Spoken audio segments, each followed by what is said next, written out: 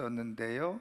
이 왕이 백성들이 어떤 마음가짐을 가지고 살아가는지를 알고 싶어서 일명 민정시찰을 나가게 되어졌어요. 그래서 사람들이 자주 왕래하는 길목에다가 아주 커다란 돌을 한가운데 놓아놓고 사람들이 어떻게 반응하나 이제 보게 된 거죠. 그런데 이제 한 상인이 지나가다가 이렇게 말합니다. 쓸모없는 돌을 누가 왜 여기다 갖다 놓은 거야? 그리고서는 그 돌을 피해서 지나갔습니다. 조금 있으니까 한 관리가 또 지나가다가 아니 누가 심술궂게도 이런 돌을 여기다 갖다 놓은 거야 하면서는 보고는 그냥 지나갔어요. 한 젊은이가 와서 보더니 힐끗 그 돌을 보고는 역시 그냥 지나쳤고, 그 위에도 여러 사람들이 그 길목을 다니면서 그 돌을 보고는 그냥 다 피해서 한번 쳐다보고는 그대로 돌을 피해서 돌아가더라는 거죠. 그러던 가운데 한 야채 장수가 오는데 수레를 끌고 오는 거였습니다. 그러더니 이제 그 돌을 보고는 가만히 생각하다가 그 돌을 힘껏 들어서 길가로 옮겨 놓게 된 겁니다.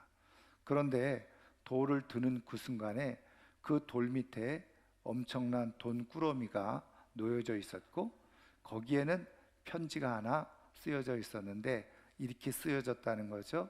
이 돌 밑에 있는 이 돈은 돌을 옮기는 사람의 것입니다. 이렇게 써놨다는 거죠.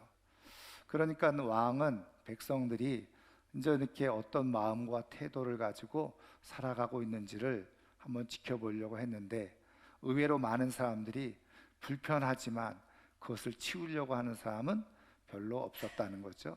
그렇지만 그 돌을 다른 사람들을 위해서 치워준 사람에게는 이제 복이 주어졌다고 하는 이제 그런 이야기죠.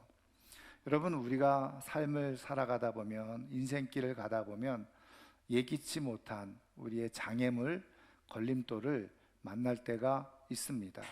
뭐 인생길만 그렇습니까? 우리의 신앙의 여정 속에서도 우리는 생각지도 못했던 그런 장애물과 걸림돌을 만나게 되어지죠.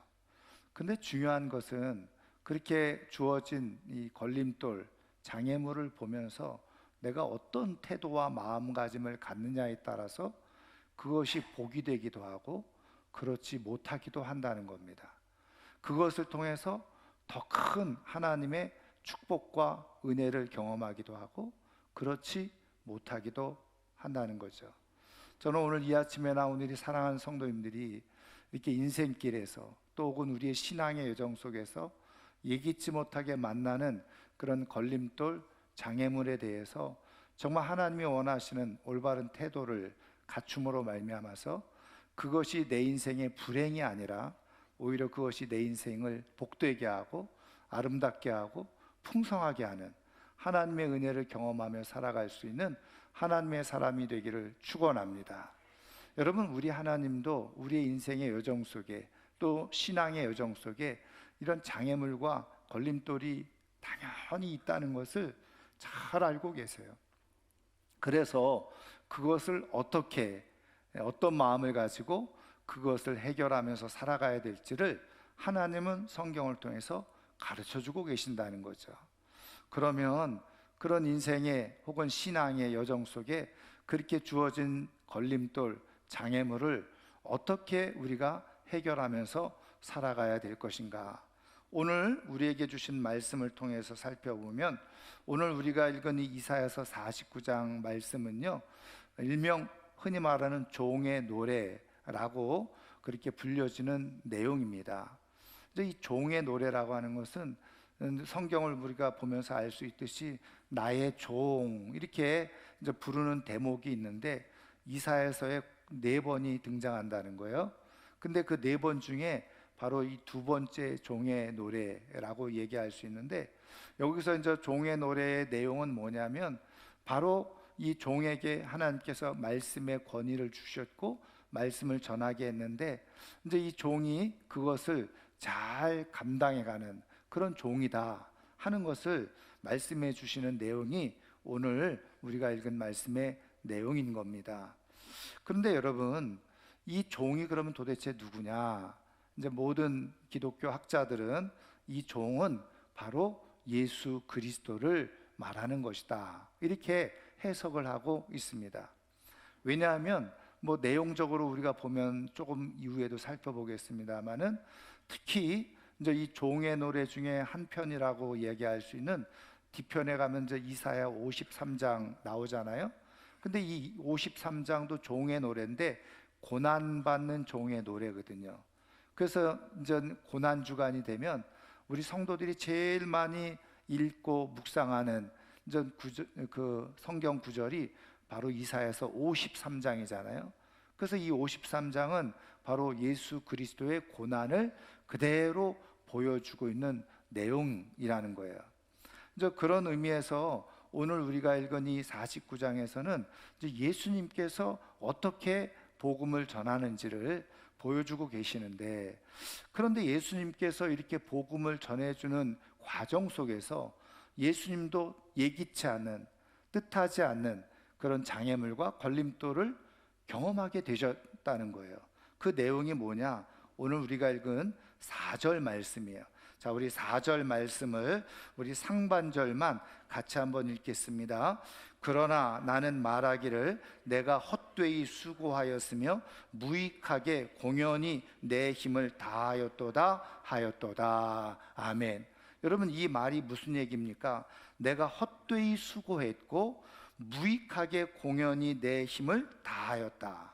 한마디로 말하면 예수님께서 사역을 감당하시면서 가르치시고 말씀을 전하셨는데 그 모든 일이 헛수고한 것처럼 느껴졌다는 거예요. 그리고 이 일이 아무런 유익이 없다, 무익한 일이었다 라고 하는 그런 자괴감이, 실망감이 예수님 안에 있었다는 거예요. 여러분, 우리가 예수님에 대해서 종종 사실을 오해하는 것 중에 하나가 뭐냐면, 예수님은 하나님의 아들이시고 그리고 신적 정체성을 가지고 있기 때문에 예수님에게는 이러한 실망감, 그리고 자괴감, 절망감 전혀 없었을 것이라고 생각하기 쉬운데, 예수님도 100% 인성을 가지고 계신 분이라고 하는 측면으로 본다면 예수님도 얼마든지 실망감을 느끼기도 하고 그리고 자괴감을 느낄 수 있는 분이라는 거예요. 그런데 예수님이 왜 이런 실망감과 자괴감을 느낀 거예요? 내가 이렇게 말을 해도 사람들이 받아들이지 않고 인정하지 않으니까 그것이 마음에 큰 실망, 불편함이 생긴 거예요. 그러면 예수님의 말씀에 능력이 없었느냐? 그렇지 않아요. 여러분, 오늘 우리가 읽은 말씀 2절을 보세요. 자, 2절을 보면 이렇게 기록되어져 있어요. 내 입을 날카로운 칼같이 만드셨다. 그리고 나를 갈고 닦은 화살로 만드셨다. 여기 내 입을 날카로운 칼같이 만드셨다는 것은 그냥 내 말이 다른 사람을 해하는 그런 말이 아니라는 거예요. 여러분, 우리가 잘 아는 히브리서 4장의 말씀을 보면 하나님의 말씀은 살았고 운동력이 있어 좌우의 날선검과 같이 우리의 영혼과 골수를 찔러 쪼갠다, 그런 말씀이 있잖아요. 그러니까 하나님의 말씀이 살아있는 말씀이라는 거예요. 권세 있는 말씀이라는 거예요. 그러니까 예수님께서 내 입을 날카로운 칼같이 만드셨다는 것은 예수님의 말씀에 권세가 있고 사람들의 영혼을 찔러 쪼개는 그런 능력이 예수님의 말씀 속에 있었다는 거예요. 여러분, 그것이 실제적으로 성경에 기록되어진 것을 우리가 살펴보면, 여러분 마가복음 1장을 읽어보면요, 거기에 예수님께서 회당에 들어가셔서 말씀을 전하셨더니 그 많은 사람들이 그 예수님이 전하는 말씀의 권세에 놀랬다는 거예요. 그리고서는 뭐라고 말씀하고 있느냐? 서기관들을 통해서 이런 말씀을 들어본 적이 없다. 그러면서 예수님의 말씀의 권세를 그렇게 증명해주고 보여주고 있는, 그래서 많은 사람들이 예수님의 말씀을 들으려고 몰려오는 그런 역사가 있었다는 것 아니겠어요? 그런데 도대체 왜 예수님은 이렇게 말씀을 전하시는 이 사역의 현장 속에서 이렇게 스스로 깊은 실망감, 이 실패감, 자괴감을 이렇게 고백을 하고 있느냐는 거예요. 여러분, 예수님의 사역 속에서도 얼마든지 이런 실패감, 실망감을 느낄 만한 그런 상황이 있었다는 것을 우리는 잘 알고 있죠. 여러분, 조금 불편하지만 성경을 신약 성경으로 넘겨보세요. 신약 성경 요한복음을 한번 찾아보겠습니다. 제가 말씀을 드릴 수도 있지만 그래도 여러분들이 실제로 눈을 보고 확인하는 게 더 중요하니까, 자, 요한복음 6장을 한번 펴놔보세요. 여러분, 요한복음 6장의 내용은요 간단합니다. 오병이어의 기적이 일어난 사건을 기록해 준 거예요. 우리가 잘 아는 것처럼 보리떡 5개, 물고기 2마리로 장정만 5,000명을 먹이는 역사가 일어났는데요, 그것을 경험하고 나니까 사람들이, 더 많은 사람들이 예수님을 찾아오게 되어졌고, 심지어는 어떻게 해요? 6장 15절을 읽어보면 예수님을 임금으로 이렇게 세우려고 했다는 거예요. 왜요? 최소한 예수님이 임금이 되시면 이렇게 우리가 굶어 죽는 일은 없겠구나, 그리고서 우리의 생계 문제, 경제 문제를 해결해 줄 왕이구나, 왕이 될 뿐이구나, 그렇게 생각하고 모여드는 거예요. 근데 여러분, 그 이후에 예수님께서 어떤 말씀을 가르쳐 주시냐면, 내가 너희들에게 지금 이 떡을 먹였는데 이 떡보다 더 중요한 떡이 있다. 영생하는 떡이 있고 생명의 떡이 있다. 근데 그 영생과 생명의 떡은 바로 나야. 나를 먹어야지 너희들이 영생을 할 수 있어. 그거를 쫙 말씀해 주신 거예요. 근데 문제는 그 예수님의 말씀을 사람들이 잘 이해하지 못했다는 거예요. 그 내용이 어디에 있습니까? 바로 60절에 있어요. 자, 요한복음 6장 60절 한번 보세요. 제자 중 여럿이 듣고 말하되 이 말씀은 어렵도다. 누가 들을 수 있느냐? 말씀이 어렵다. 누가 들을 수 있느냐? 그러니까는 그 말씀을, 하늘에 관한 말씀을 이해하지 못했다는 거예요. 그러니까는 예수님께서 61절에 뭐라고 말씀하세요? 제자들이 이런 마음을 아시고 수군거리는 것을 보시고 이 말이 너희에게 걸림이 되느냐? 너희들이 잘 이해하지 못하고 이게 받아들이기 어려우냐? 예수님께서 그렇게 말씀하시고 부연 설명을 다른 것으로 해주시죠. 그럼에도 불구하고 어떻게 해요? 사람들이 받아들이지를 못했어요. 그 결과가 뭐예요? 66절을 보세요. 66절. 그때부터 그의 제자 중에서 많은 사람이 떠나가고 다시 그와 함께 다니지 아니하더라. 여러분, 그냥 일반 무리들이 아니에요. 여기 그때부터 그의 제자 중에, 12제자 외에 또 다른 많은 예수님을 따르겠다고 했던 제자들이 있었는데, 이 말씀이 어렵다, 그리고 힘들다, 무겁다, 그리고선 어떻게 해요? 제자 중에 많은 사람이 예수님을 떠났다는 거예요. 더 충격적인 말씀은 뭐예요? 다시 그와 함께 다니지 아니하더라. 갔다가 다시 돌아오는 사람도 없었다는 거예요. 다시 예수님과 함께 다니지 않는, 말 그대로 썰물처럼 예수님을 쏙 떠나버린 거예요. 여러분, 그랬더니 67절에 예수님께서 덩그러니 남겨진 12명의 제자를 향해서 뭐라고 물어보세요? 너희도 가겠느냐? 이렇게 물어보세요. 여러분, 이때 예수님의 심정이 어떠하셨을까요? 그렇게 기적과 능력을 베풀고 보여주시면서 이 하늘에 관한 신령한 이야기를 해 주었음에도 불구하고 그것을 깨닫고 받아들이는 사람이 그렇게 많지 않았다는 거예요. 그러니까 오늘 우리가 읽은 이 이사야서 말씀에 이미 예언되어지고 말씀해 주신 것처럼 그 순간에 예수님에게 찾아온 실망감이 있었다는 거예요. 아, 내가 이렇게 아무리 가르치려고 애쓰고 그리고 하나님의 말을 해도 이거 안 듣는 사람들이 있구나, 이거를 못 듣는 사람이 있구나. 그러니까 어떻게 해요? 실망스러운 거예요. 그래서 남겨진 덩그러니 12명 제자를 향해서 너희들도 가겠느냐? 여러분, 이렇게 말씀하실 때 예수님의 심정이 어땠을까요? 내가 그렇게 하나님 나라에 대해서, 생명에 대해서, 영혼에 대해서 그렇게 설명하려고 애를 썼는데, 그런데 그걸 알아듣지 못하니 내가 뭔가 논리적으로 설명을 못했나? 내가 하나님의 말을 잘 전하지 못했나? 예수님도 인성을 가지고 계신 분이어서 스스로 실망이 되어지는 거죠. 낙심이 되어지는 거예요. 그리고서 제자들에게 실망스러운 마음으로 너희들도 이해 못했냐? 너희들도 떠나가겠느냐? 그러면서 그렇게 반문하신 거죠. 그러니까 여러분, 우리는 오해하고 있는 것 중에 하나가 예수님은 하나님의 아들이시고 그리고 신적 능력을 가지고 계신 분이니 모든 것이 완벽하고 완전해서 아무런 걸림돌도 없고 힘든 일도 없고 그냥 하나님이 하시는 대로 척척척척 막 힘있게 그냥 십자가도 열심히 잘 메시고 그렇게 돌아가신 것처럼 우리는 생각하기 쉽잖아요. 근데 여러분, 성경을 보면 예수님도 실망하실 때가 있으셨다는 거예요. 우리식으로 표현하면 낙심하는 마음이 들어올 때가 있었다는 거예요. 그래서 이 이사야는 예수님이 탄생하기 전에 한 700여 년 전에 활동했던 선지자인데 미리 하나님의 영을 통해서 이 사실을 예언해 놓고 있는 건데 예수님도 어떻게 해요? 내가 이렇게 말을 해도 가르쳐도 이게 쓸데없는 것처럼 느껴지는 거예요. 내가 헛수고하는 것처럼 느껴지는 그런 슬픈 마음이 있는 거예요. 여러분, 이것은 뭘 이야기하는 거죠? 우리가 인생을 살아가도 신앙생활에도 똑같은 그런 상황 가운데 있을 수 있다는 거죠.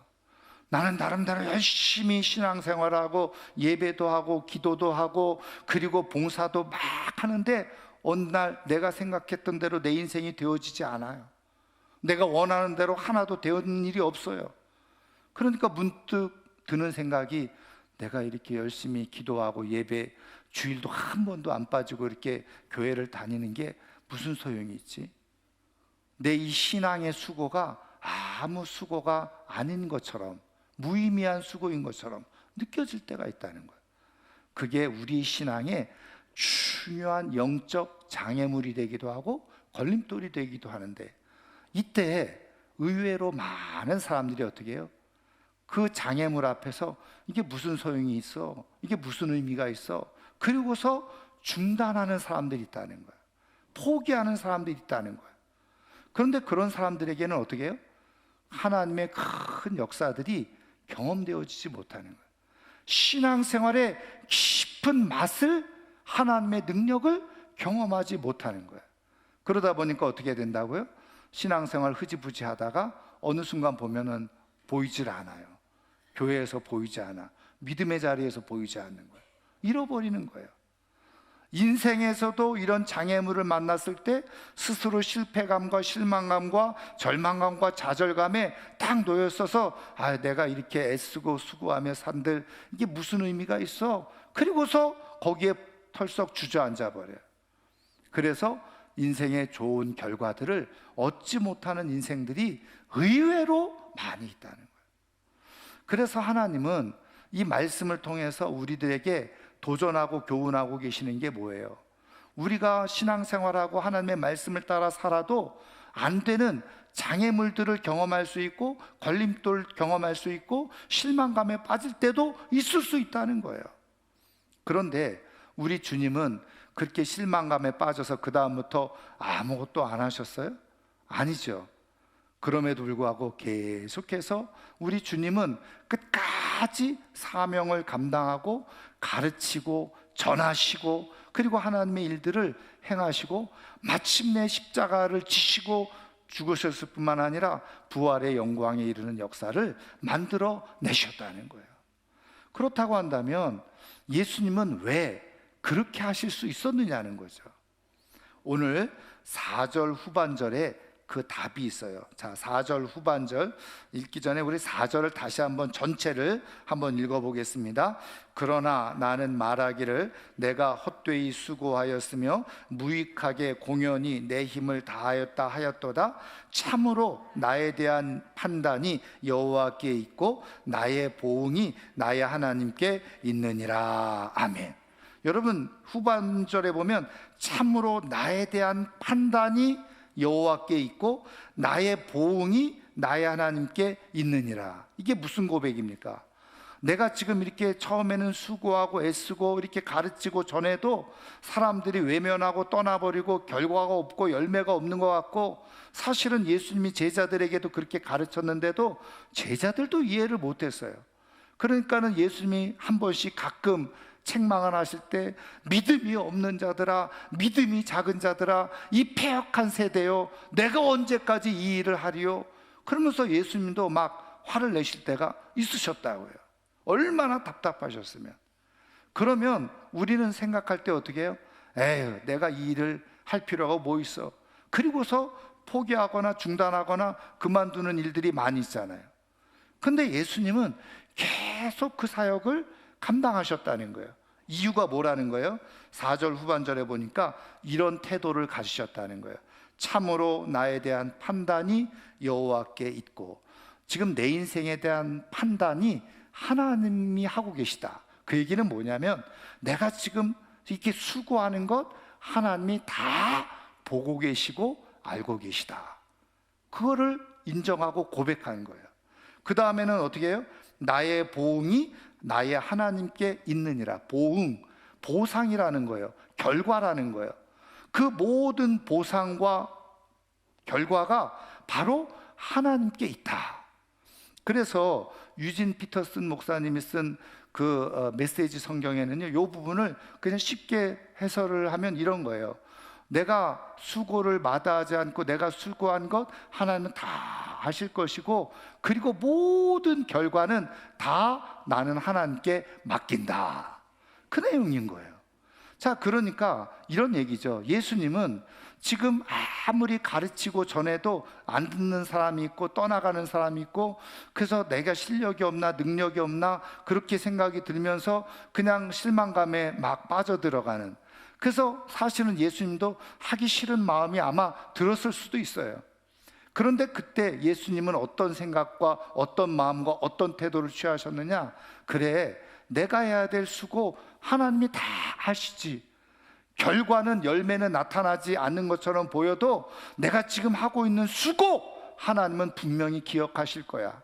그리고 그 수고에 따른 모든 결과는 어떤 결과든지 하나님께서 보상해 주실 거야. 하나님께서 그 결과를 만들어 주실 거야. 나는 모든 것을 하나님께 맡기겠다. 이렇게 말씀하셨다는 거예요.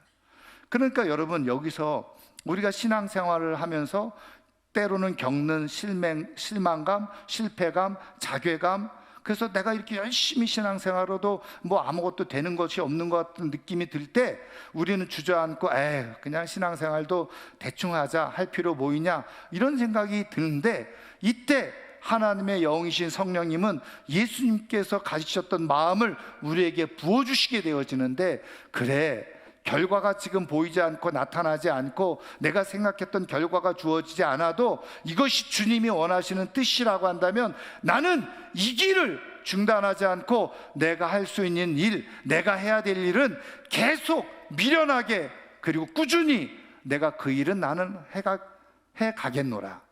그리고 하나님은 그것에 대해서 반드시 보상을 주실 것이다. 나는 그것을 믿는다.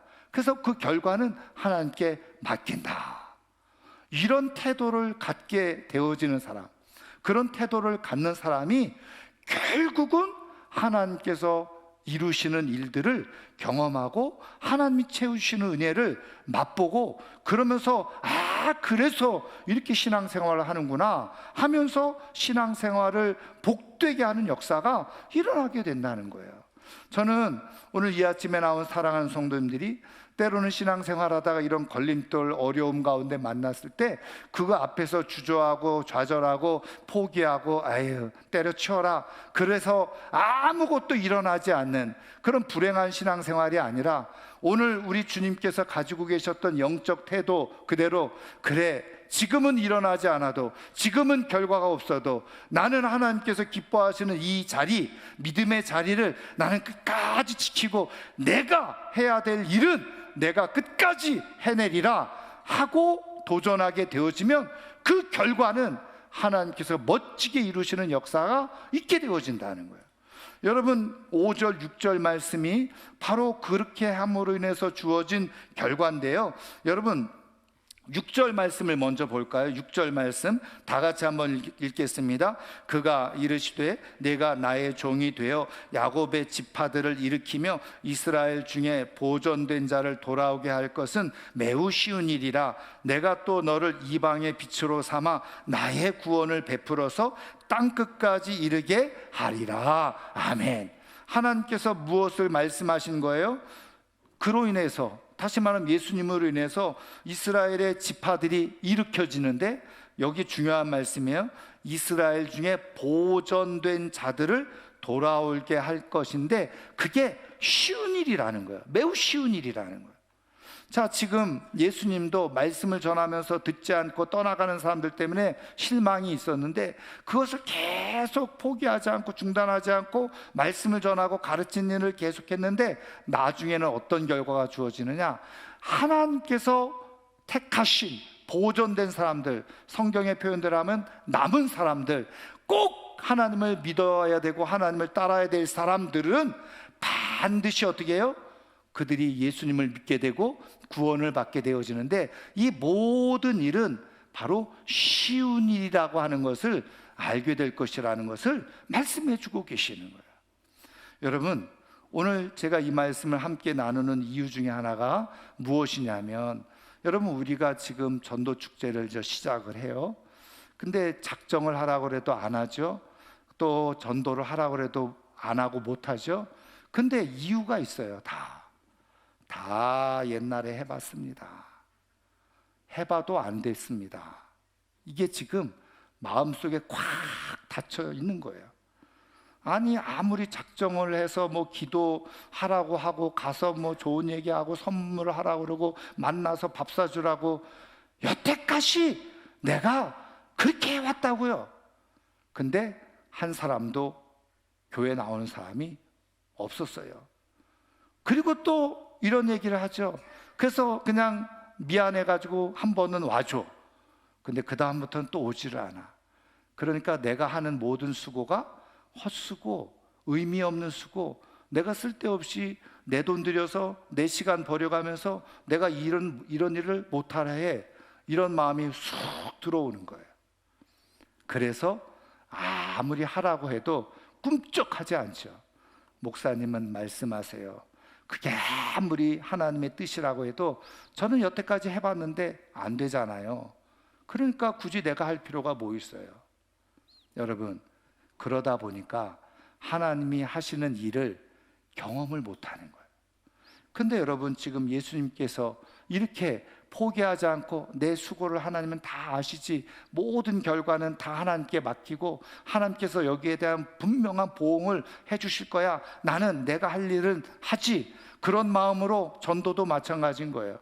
지금 결과가 보이지 않아, 지금 열매가 보이지 않아. 그러니까 한두 번 해보고 나는 안 되는구나, 아예 할 필요 뭐 있어, 이런 마음이 훅 들어오는데, 예수님께서 우리 가운데 함께 하셔서 영으로 역사하실 때, 아니야, 그렇지 않아, 하나님은 너의 수고를 지금 다 카운터하고 계셔. 그리고 하나님은 반드시 때가 되어져서 하나님이 보상하시고 보응하시는 일이 있을 거야, 결과는 하나님께 맡겨. 그래서 어떻게 해요? 계속해서 포기하지 않고 내가 할 일을 하는 거예요. 구원은 하나님의 몫이고, 내게 주어진 사명은 시키는 대로 나는 가서 전하는 거예요. 얘기하는 거예요. 포기하지 않고, 미련스럽게 중단하지 않고 계속 그 일을 해가는 거예요. 근데 그렇게 하다 보니까 어느 순간에 어떤 일이 됐느냐? 전도가 쉬운 일이라는 것을 경험하게 되어지는데, 어떤 일이 일어난다고요? 하나님께서 구원하시기로 작정한 영혼, 그러니까 하나님의 그런 구원하시기로 한 사람들, 이스라엘 중에 보존된 자들, 하나님의 자녀들은 하나님께서 딱 붙여주시는 그런 은혜와 역사가 있게 된다는 거예요. 그런데 여러분, 한두 번 해보고 나 한두 번 해봤으니까 안 되던데, 그리고 아무것도 안 하고 있으면 아무 일도 일어나지 않아. 근데 지금 열매가 없고 지금 결과가 없어도 오늘 찬양한 것처럼 나는 그냥 열심히 씨를 뿌리는 거야. 때를 따라서 시간이 되어지면 하나님께서 추수하게 하시고 거두게 하셔요. 근데 어떤 사람들을 만나게 하신다고요? 하나님이 콕 집어서 진짜 구원할 사람들을 하나님께서 붙여주시는 역사가 일어나게 되어지다. 여러분, 그래서 참 하나님에 대한 절대적인 믿음을 가지고 있는 사람들은 하나님 구원은 하나님의 몫이고 나에게 주신 사명은 사람들을 구원하라고 하는 게 아니라 너는 가서 나를 전하라, 하나님을 전하고 교회를 전하고 복음을 전하고, 듣든지 안 듣든지 그 사람들이 받아들이든지 안 받아들이든지는 그건 내 소관이 아니야. 나는 내가 할 수 있는 만큼 내 일을 계속 감당해 가는. 근데 그것이 계속 진행되다 보면 어떻게 된다고요? 어느 순간에 전도가 쉬운 일이 돼. 하나님께서 구원하시기로 작정한 사람들을 붙여주셔요. 그래서 내가 A라고 하는 사람한테 이 사람이 이제 교회 나왔으면 좋겠다 해서 막 전했더니 어느 날 갔더니 웬 친구가 옆에 앉아 있어. 이 사람에게 막 전했더니 끝나고 나서 돌아오는 길에 옆에 앉아 있던 친구가 나한테는 왜 아무 얘기 안 하냐고, 나 교회 가면 안 되냐고. 그래서 하나님이 구원하시는 사람들을 하나님께서 붙여주시는 거예요. 그런데 내가 한두 번 해보니까 안 되겠어. 그리고 아무 일도 안 하잖아요. 아무 역사도 일어나지 않아요. 왜? 심은 게 없으니까. 거둘 게 없어지는 거예요. 여러분, 저는 오늘 이 아침에 나온 사랑하는 성도님들이 신앙생활이든지 인생의 여정 속에 만나는 크고 작은 장애물들 앞에서, 그래, 내가 이런 상황일지라도 내가 할 일은 내가 해야지, 하나님이 원하시는 일이라면 내가 이 일을 감당해야지, 그리고서 예배의 자리와 기도의 자리, 헌신의 자리를 꾸준히 지속하잖아요. 그러면 반드시 하나님은 그걸 기억하고 계세요. 다 계수하고 계시고 다 판단하고 계시고, 그래서 하나님은 반드시 하나님의 때에 하나님의 것으로 보상해 주시는 분이 바로 우리 하나님이신 줄 믿습니다. 그 하나님의 역사를 믿고 꾸준히 수고하는 사람들에게 하나님이 주시는 결과가 주어지게 되어집니다. 여러분, 예수님도 실망스러운 때가 있었어요. 내가 이렇게 사역하는 게 무슨 의미가 있나, 그런 고민을 하실 때가 있으셨어요. 그럼에도 불구하고 하나님께서 주신 사명을 떠나지 아니하고 끝까지 십자가를 지는 자리까지 이르게 되어졌을 때, 하나님께서 그 예수님의 부활의 영광으로 하나님께서 세워주시는 역사가 일어나게 됐던 거죠. 여러분, 5절 말씀 보세요. 자, 5절 말씀을 다 같이 읽어보겠습니다. 이제 여호와께서 말씀하시나니 그는 태에서부터 나를 그의 종으로 지으신 이시요 야곱을 그에게로 돌아오게 하시는 이시니 이스라엘이 그에게로 모이는도다. 그러므로 내가 여호와 보시기에 영화롭게 되었으며 나의 하나님은 나의 힘이 되셨도다. 그러므로 내가 여호와 보시기에, 여기 나는 누구라고요? 예수님, 주의 종이죠.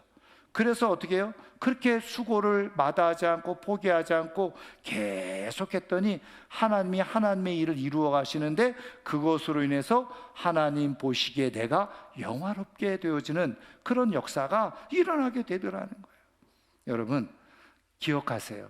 하나님께서 이 말씀을 두고 우리의 인생과 신앙생활 혹은 전도생활에 이런 장애물을 만났을 때 실망감에 빠져서 포기하지 않고 네가 할 몫을, 네가 해야 될 일을 포기하지 말고 계속 하라고 하시는 이유가 어디에 있느냐? 우리를 영화롭게 해주고 싶어 하시는 뜻이 거기에 담겨져 있다는 거예요. 저는 이번 전도 축제에 포기하지 마시고, 그래, 나는 내가 할 일을 하지, 꾸준히 포기하지 않고 함께 참여하는 가운데서 하나님께서 다 카운터하고 계시다가 때가 되어져서 열매도 맺게 해주시고, 전도가 신앙이 정말 쉬운 거구나, 하나님의 은혜를 경험하고 하나님께서 영화롭게 해주시는 그런 복을 누리며 살아갈 수 있는 하나님의 사람들이 꼭 되기를 주님의 이름으로 축원합니다. 말씀을 이제 마치려고 하는데요, 여러분, 19세기 20세기 최고의 세계적인 지휘자가 있는데, 이 사람이 이제 어떻게 그렇게 지휘자가 됐느냐? 한 젊은 시절에요, 그가 이제 이 첼로를 연주하는 연주자였다는 거예요. 그런데 어느 날부터 시력이 약해지면서 악보가 잘 보이질 않는 거예요. 근데 신앙적으로 아주 뜨거운 열심 있는 사람이어서 하나님 앞에 기도를 한 거예요. 하나님, 내가 이 첼로를 연주하려면 이 시력이 좋아서 악보를 잘 봐야지 연주할 수 있으니까 시력을 회복시켜 주옵소서. 근데 아무리 기도를 해도 시력은 회복되어지지 않고 오히려 점점 나빠지는 그런 상황 가운데 있었다는 거예요. 그러면 보통 사람들은 어떻게 해요? 실망하고, 나는 이제 안 되나 보다, 하나님은 나를 안 사랑하시나 보다, 그리고서 모든 것을 포기할 텐데, 이 젊은이는 포기한 게 아니라 기도하면서, 그럼 내가 계속 첼로를 연주해야 될 텐데 어떻게 연주할 수 있을까? 내가 할 수 있는 일이 뭘까? 그거는 바로 악보를 통째로 암기하는 거다. 그래서 첼로 악보를 통째로 암기를 했어요. 근데 여러분 아시는 것처럼 오케스트라 협연을 하다 보면 내 것만 암기해가지고 되지 않잖아요. 그러니까 다른 모든 악기들의 악보까지도 전체를 통으로 다 암기를 했는데, 하나님께 감사한 것은 그렇게 암기할 수 있는 능력을 주셨다는 거예요. 그래서 이제 눈은 보이지 않고 악보는 잘 보이지 않아도 다 악보를 암기하고 이제 연주를 하게 된 거죠. 그러다가 1886년도에 이제 브라질 상파울로에 가서 이 오케스트라와 오페라가 협연을 하게 되어지는 이제 그런 일이 일어나게 된 겁니다. 근데 이 오페라의 성악을 하는 사람들하고 이 지휘자하고 마음이 맞질 않는 거예요. 트러블이 자꾸 생기는 거예요. 그러니까 연습도 안 되고 실제 공연에 들어갔는데 이게 엇박자가 자꾸 나니까 듣고 있는 관중들도 짜증이 나가지고 우하고 야유를 보냈다는 거예요. 그러니까 이 지휘자가 기분 나빠가지고 그냥 공연하다 말고 가버리고 만 거예요. 여러분, 그러면 보통 오케스트라 내에는 그런 상황을 대비해서 부지휘자를 두는데, 부지휘자가 나와서 지휘를 계속하는데 이게 또 엇박자가 되고 맞지를 않는 거예요. 그러니까 또 청중들이 우 하니까 부지휘자도 내려놓고 그냥 나가버렸어요. 그러니까 이게 어떻게, 공연이 어떻게 되겠습니까? 그럼 누가 지휘를 해야 되나? 그런데 모든 오케스트라 단원들이 한 사람을 지목한 거예요. 당시 19살의 이 첼로 연주자. 왜? 이 첼로 연주자, 이 젊은이만이 모든 악보를 통째로 외우고 있으니 그가 지휘하면 될 것이라고 생각을 한 거예요. 그래가지고 이 새파란 19살의 젊은이가 지휘자 단에 딱 서니까 또 청중들이 보고 기가 막힌 거죠. 또 우 하는데 그 모든 악보를 다 덮어버리니까 사람들이 깜짝 놀란 거예요. 그래서 쥐죽은 듯이 보고 있는데 그때부터 지휘를 하기 시작하는데 모든 게 너무 아름답게 다 이루어지는 일이 일어나게 되더라는 거죠. 그러니까 청중들이 다 일어나서 환호와 같은 박수를 보내게 됐는데, 그 19살의 이 청년이 누구냐? 이탈리아 최고 세계적인 지휘자 아스토로 토스카니니가 탄생한 때라는 거예요. 여러분, 이 토스카니니가 자기에게 주어진 그런 신앙의 여정 속에서 기도해도 되지 않아. 기도해도 되지 않으니까 이거 신앙은 가짜구나. 그리고서 중단하고 포기하고 아무것도 안 했으면 그의 인생은 정말 아무것도 아닌 인생이 되었을지도 몰라요. 그런데 기도하면서 오히려, 그래, 내가 할 수 있는 일을 해보자. 내가 할 수 있는 일은 끝까지 하자. 그리고서 악보를 통째로 다 암기했을 때 하나님은 그것을 그대로 사용하셔서 어떻게 해요? 하나님의 능력을 나타내는 자리에 하나님께서 사용하시다라는 거예요. 여러분, 장애물을 만났을 때, 걸림돌을 만났을 때, 내가 뜻대로 되어지지 않아서 실망스러운 상황, 자괴감이 들 때 해도 소용이 없구나, 그럴 때 아무것도 안 하는 게 아니라 오히려 그럴 때 하나님께서 기뻐하시는 일을, 내가 해야 될 일들을 꾸준히 포기하지 않고 계속 지속하게 되어지면 하나님은 다 카운터하고 계시다가 하나님의 때에 하나님께서 보상을 해주시고 보응을 해주시고 하나님께서 맺으시려고 하는 아름다운 열매와 결과를 맺게 하셔서 우리의 인생을 영화롭게 하고 풍성하게 하고 아름답게 하시는 역사가 일어나는 줄 믿습니다. 사랑하는 성도 여러분, 하나님께 맡기고 내가 할 일을 하세요. 하나님께 맡기고 하나님께서 기뻐하시는 일에 내 삶을 들이시기를 주님의 이름으로 축원합니다. 그러면 반드시 하나님께서 영화롭게 해주시는 은혜를 경험하게 될 거예요. 이번 전도 축제를 통해서 누군가는 이런 영화로운 기쁨을 맛보는 사람이 있을 거고, 어떤 사람들은 슬피 울며 그냥 구경하는 사람들이 저는 있을 거라고 믿습니다.